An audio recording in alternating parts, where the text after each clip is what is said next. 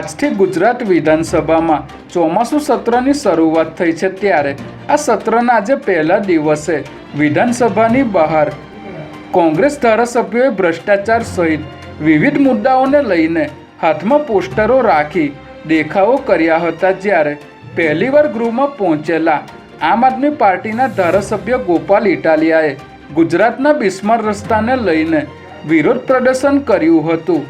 બાદમાં મુખ્યમંત્રી ભૂપેન્દ્ર પટેલે પૂર્વ મુખ્યમંત્રી વિજય રૂપાણીના નિધનને લઈને ગૃહમાં શોક પ્રસ્તાવ રજૂ કર્યો હતો। આ સમયે વિજય રૂપાણીનો પરિવાર પણ ગૃહમાં હાજર રહ્યો હતો।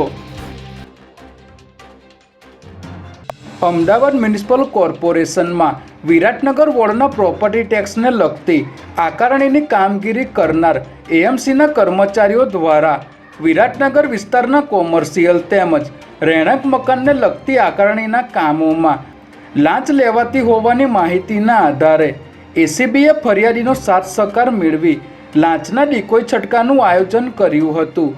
જેમાં કોર્પોરેશનના નિવૃત્ત કર્મચારી ગોવિંદભાઈ ડાભી ફરિયાદી સાથે હેતુલક્ષી વાતચીત કરી ₹4000ની લાંચ લેતા એસીબીના હાથે ઝડપાઈ ગયા હતા। ત્યારે કોર્પોરેશનના કોઈ કર્મચારી કે અધિકારીની આમાં સંડોવણી છે કે કેમ તેની તપાસ કરવામાં આવી રહી છે।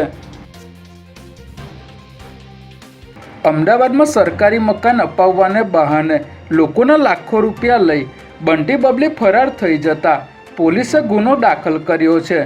જેમાં જુહાપુરા વિસ્તારમાં અંબાલાલ ટાવર પાસે ગુજરાત હાઉસિંગ બોર્ડમાં મકાન અને દુકાન અપાવવાની લાલચ આપીને પતિ પત્નીએ ફરિયાદીને ખોટી લાલચો આપી હતી અને તેમના નણદોઈ હાઉસિંગ બોર્ડમાં મોટા સાહેબ હોવાનું કહી ફરિયાદી પાસેથી ₹1,80,000 લઈ આરોપીઓ ફરાર થઈ ગયા હતા। ત્યારે આ અંગે વેજલપુર પોલીસ સ્ટેશનમાં ઝોહરા કુરેશીએ બંને પતિ પત્ની અને તેમના દીકરા દીકરી વિરુદ્ધ પોલીસ ફરિયાદ નોંધાવતા પોલીસે તપાસ હાથ ધરી છે।